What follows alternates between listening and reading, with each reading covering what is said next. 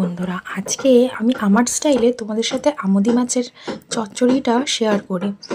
তো চলো, প্রথমে মাছগুলোকে ভেজে নিয়েছি এখানে, আর ফার্স্ট পার্টে অত ছিল, তারপরে বাকি মাছগুলো এক এক করে ভেজে নিয়েছি। পেঁয়াজ আর টমেটো, কাঁচা লঙ্কা এটা বেশি করে দিতে হবে একটু, মানে টমেটোটা পরিমাণ মতো দেবে, পেঁয়াজটা একটু বেশি করে দেবে, কারণ এটা বেশিটাই ফ্রাই হবে।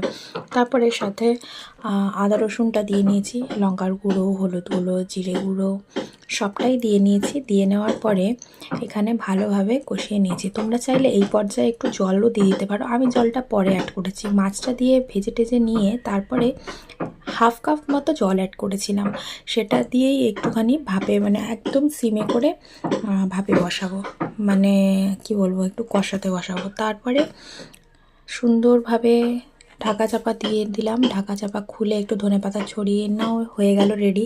তোমরা অবশ্যই ট্রাই করো আর খেয়ে জানিও কেমন হয়েছে।